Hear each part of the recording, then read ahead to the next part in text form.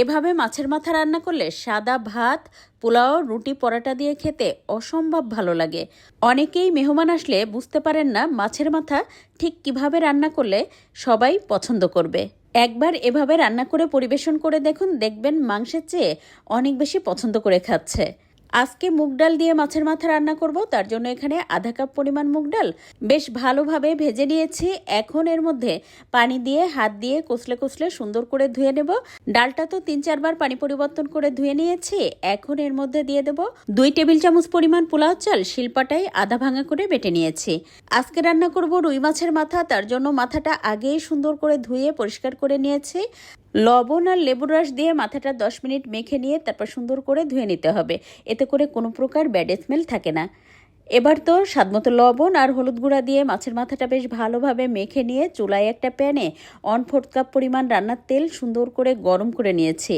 এখন এর মধ্যে মাছের মাথা দিয়ে দুই পাশে লাল লাল করে ভেজে নেব। আমি একটু কড়া করে ভেজে নিচ্ছি, ইচ্ছে করলে হালকা করেও ভেজে নিতে পারেন। আজকের পুরো রেসিপি দেখতে থাকেন, আশা করি অনেক ভালো লাগবে আর কাজেও লাগবে।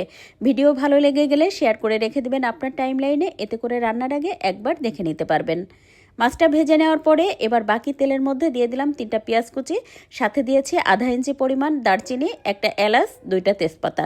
পেঁয়াজটা মোটামুটি লাল লাল করে ভেজে নিয়ে এখন এর মধ্যে একটা টমেটো কেটে দিয়ে দেব, তার সাথে একটা কাঁচামরিচ মাঝখান থেকে ভেঙে দেব। ঝালটা আপনার পছন্দ মতো দিয়ে দেবেন। দিয়ে দেব 1 টেবিল চামচ পরিমাণ আদা রসুন বাটা। এবার এই সব কিছু সুন্দর করে কষিয়ে নিয়েছি 3-4 মিনিট। এবার মশলার মধ্যে দিয়ে দেব আধা চা চামচের একটু বেশি হলুদ গুঁড়া, 1 চা চামচ পরিমাণ শুকনো মরিচের গুঁড়া, আধা চা চামচ পরিমাণ ধনে গুঁড়া, আধা চা চামচ পরিমাণ জিরা গুঁড়া।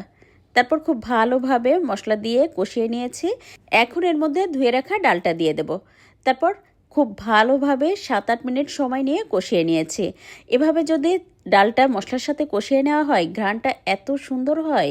দিয়ে দেব স্বাদমতো লবণ।